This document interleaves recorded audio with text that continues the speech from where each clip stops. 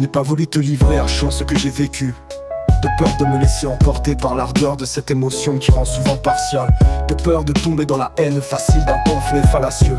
J'ai préféré attendre que disparaisse la boue fangeuse dans laquelle mes pieds ont marché, et à laquelle on reconnaît un Palestinien dans les rues de Jérusalem. Je croyais qu'en patientant un peu cette charge de révolte se tasserait. Je croyais que j'aurais digéré cet égout qui me noue l'estomac. Mais si mes mots ont effectivement perdu de ce feu qui me brûlait le cœur, si mon amertume est restée enfouie dans un pesant silence, si ma mémoire s'estompe comme pour oublier un mauvais souvenir, je sais que ce cauchemar se perpétue dans le quotidien palestinien. Je sais qu'à chaque jour suffit sa peine, mais lorsque le soleil se lève, les souffrances qu'il me montre dans les regards des orphelins et des femmes torturées ne font que s'accumuler, et ma résistance s'affaiblit à mesure que mon exposition à la violence et la barbarie s'accentue.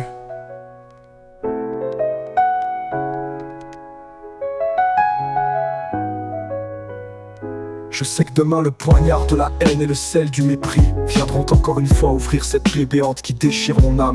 Je sais que demain j'aurai envie de vomir en traversant ces checkpoints qui enferment l'espoir dans ces prisons à ciel ouvert, que sont ces villes à l'économie étranglée dont on détruit les écoles et les hôpitaux. Je sais que demain j'aurai envie de pisser sur ces barrages illégitimes et barbares qui brisent la dignité humaine de ces hommes, femmes et enfants que l'on traite chaque jour comme du bétail, au nez et à la barbe des représentants des droits de l'homme impuissants devant ce spectacle révoltant. Je sais que demain j'aurai envie de cracher à la face de ces soldats qui semblent jouir de leur pouvoir en pratiquant des fouilles anales arbitraires sous les yeux hébétés des observateurs internationaux. Je sais que j'aurai envie de hurler mon désespoir devant le brutal balai de ces appelés juvéniles, aussi fiers de leurs fusils mitrailleurs que de leur pseudo-état démocratique. Je sais que demain j'aurai envie de dénoncer cette politique ultra-autoritariste qui n'a cure du droit international et qui terrorise sa propre nation et le monde depuis des décades par une propagande savamment orchestrée. Je sais que demain j'aurai envie d'accuser ce gouvernement menteur et meurtrier, dont les discours de paix sont une insulte à la vérité, dont la sourde et sanglante hégémonie est une injure à la face d'une humanité aveuglée, et dont l'ambition avouée est un parjure devant Dieu. Je sais que demain j'aurai envie de pleurer devant ces réfugiés dont on vole les terres et détruit les demeures familiales pour permettre l'occupation fasciste de ces colons du sionisme, au nom duquel on expulse à tour de bras dans ces camps surpeuplés, bombardés et insalubres de l'UNRWA.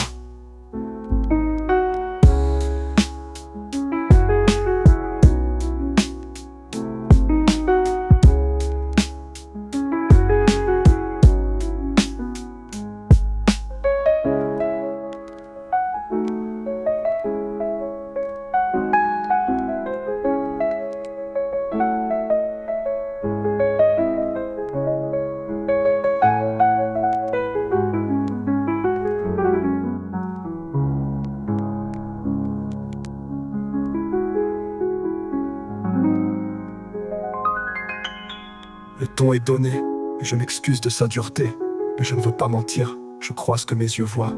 Et si ma perspective de la réalité est troublée, si d'ici des larmes de révolte voilent mon regard, je vais tout de même maintenant tâcher de te faire comprendre le plus objectivement possible ce que tu ne verras pas à la télévision. Ô combien sommes-nous loin de savoir.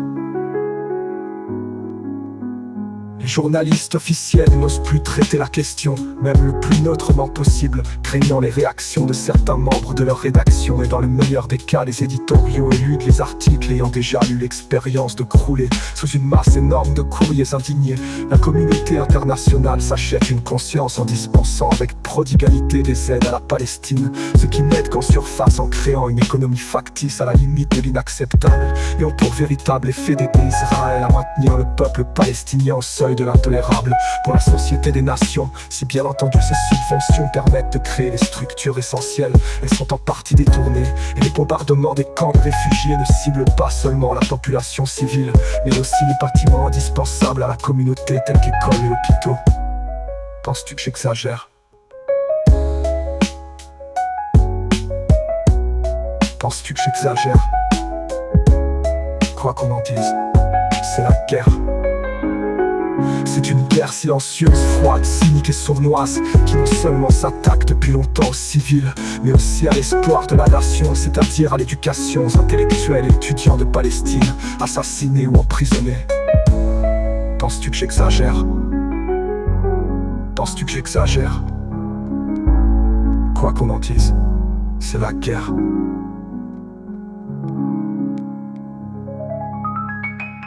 Pour achever ce terrible constat, sache, ami, qu'en franchissant la frontière de la terre promise, tu risques d'être mis à nu au sens littéral.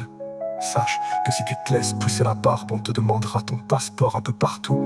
Sache que si tu visites la vieille ville d'Hébron avec des Palestiniens, tu seras mis en joue par un fusil droit dans ta face, et les notes collées contre un mur et les champs écartés pour être dûment fouillé. Que tu patienteras sous la pluie en attendant que les vérifications soient effectuées pour te laisser entrer boire un café chez l'habitant du quartier.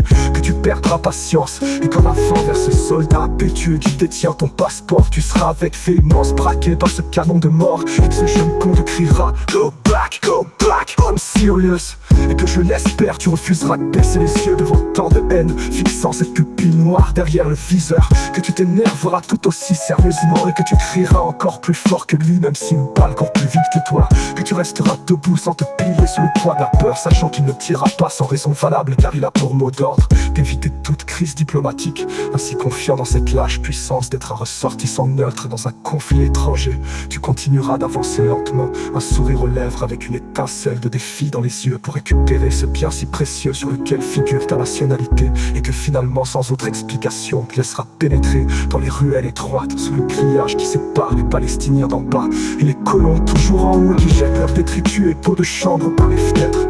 Ainsi tu rentreras le cœur amer, ainsi ta joie laissera place à une colère qui insidieusement se glissera dans ton cœur.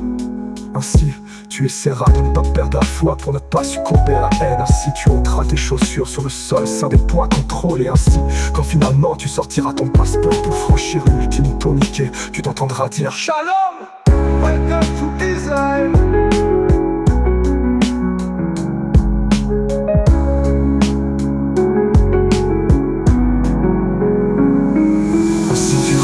Le cœur amer, ainsi ta joie laissera place à une colère qui insidieusement se glissera dans ton cœur. Ainsi tu essaieras de ne pas perdre la foi pour ne pas succomber à la haine.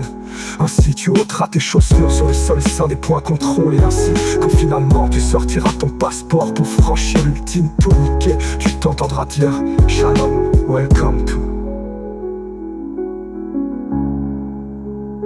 Ainsi tu rentreras le cœur amer. Ainsi, ta joie laissera place à une colère qui insidieusement se glissera dans ton cœur.